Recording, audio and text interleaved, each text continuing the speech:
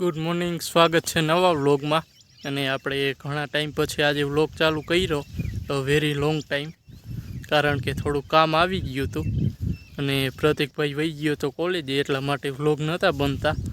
એને મિડની એક્ઝામ ચાલુ હતી અને આપણે પણ થોડું કામ હતું એટલે વ્લોગ નહોતા બનતા. અને આજથી ફરી પાછા આપણે ફાર્મિંગના વ્લોગ ચાલુ કરશું, તો વ્લોગમાં બન્યા રહેજો.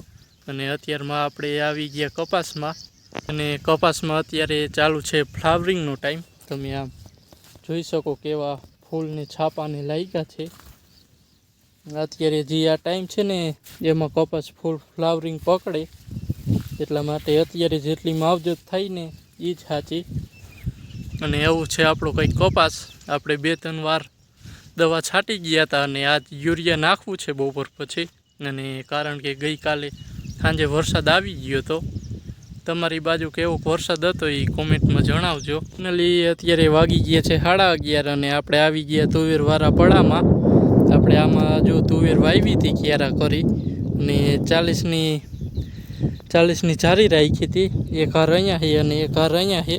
આપણે એવી રીતના વાવી ગયા હતા ક્યારા કરી, અને 1-2 પાણી પીવરાવી નાખ્યા હતા ઉપર. અને આવી જો કંઈક તુવેર ઉગી છે, આપણે કમ્પ્લીટ ઉગી ગઈ. આપણે આના મોર પણ આમાં તુવેર વાવી હતી, બરી ગઈ હતી હાવ. અને પછી રોટાવેટર મારી અને ફરી પાછી આપણે તુવેર વાવી નાખી છે.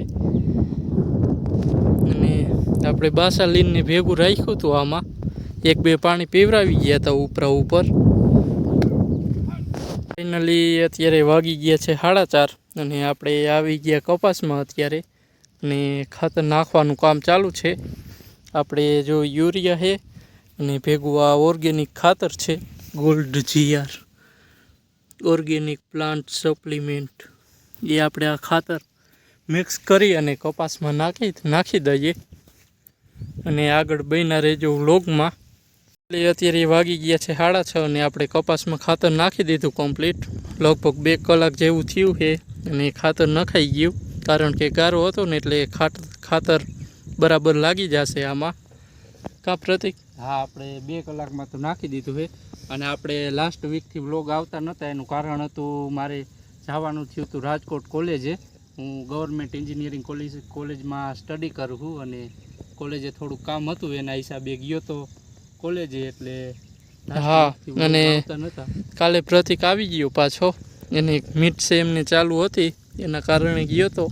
અને પ્રતિકને છે સિવિલ એન્જિનિયર અને મારે છે મારે ડિપ્લોમા ક્લિયર કરી અને કન્ટિન્યુ સ્ટડી ચાલુ રાખી. હા, મારે 1 વર્ષનો ડ્રોપ આઉટ હતો, કારણ કે 1-2 કેટી હતી એટલે આપણે ડિગ્રી ચાલુ ન થઈ તાત્કાલિક, એટલા માટે હવે પાછી ચાલુ કરશે. અને 1-2 વર્ષથી આપણે ખેતી સાથે જોડાયેલા હતા અને ઘણું બધું શીખવું પણ છે ખેતીમાંથી. હા, ઘણું બધું એક્સપિરિયન્સ ઘણા થયા, ઘણી નવા આઈડિયાઝ જાણવા જઈડા કે કઈ રીતના આપણે સ્ટાર્ટિંગ થી લઈને કે એન્ડ સુધી, કારણ કે કરવાથી લઈને કે હાર્વેસ્ટિંગ સુધીની બધી ડિટેલ હવે ખબર આમ પડી જ ગઈ છે.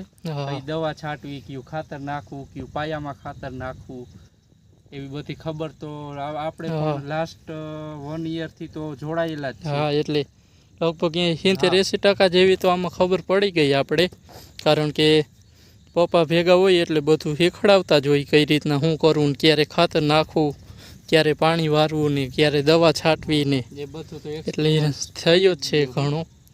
અને આપણે આગળ સ્ટડી પણ ચાલુ જ રાખવાની છે સ્ટડી. હા, મારે હવે લાસ્ટ 1 year જ છે. લાસ્ટ 1 year પછી બીટેક કમ્પ્લીટ થઈ જાય અને પછી આગળ છે માસ્ટર કરવાનો વિચાર. 2 દીથી આપણે ગેસનો બાટલો થઈ રહ્યો છે એટલે મમ્મી 2 દીથી ચૂલા ઉપર રસોઈ બનાવે છે. પણ આપણે ગેસ કરતાં ચૂલાની જે આઈટમ બને એ ખાવાની બહુ મજા આવે છે કે નહીં મમ્મી? હા, બહુ જ મજા આવે. કારણ કે જે ગેસ ઉપર ખાવાનું સ્પીડથી બની શકે, પણ જે ચૂલા ઉપર જેવો સ્વાદ આવતો નથી ગેસ ઉપર. તો ત્યારે અમે મમ્મી પાર્થભાઈ બધા જમીન બેઠા હતા. કાલે બેનને મળવા જવું છે એટલે એના માટે જો નાસ્તાની તૈયારી હાલે જ છે. ચેવડો અને માંડવીના ઓરા ને એવું છે. બાકી તો આપણે બધું જે સિટીમાં જડે જ છે રેડીમેડ નાસ્તો એ લઈ લેવાનું હોય. તો આજનો વ્લોગ અહીંયા પૂરો કરી કેવો લાગ્યો એ કમેન્ટમાં જણાવજો, અને જો ગમ્યું હોય તો લાઇક શેર અને સબસ્ક્રાઈબ કરવાનું ભૂલતા નહીં. મળી બીજા વ્લોગમાં. Thank you for watching.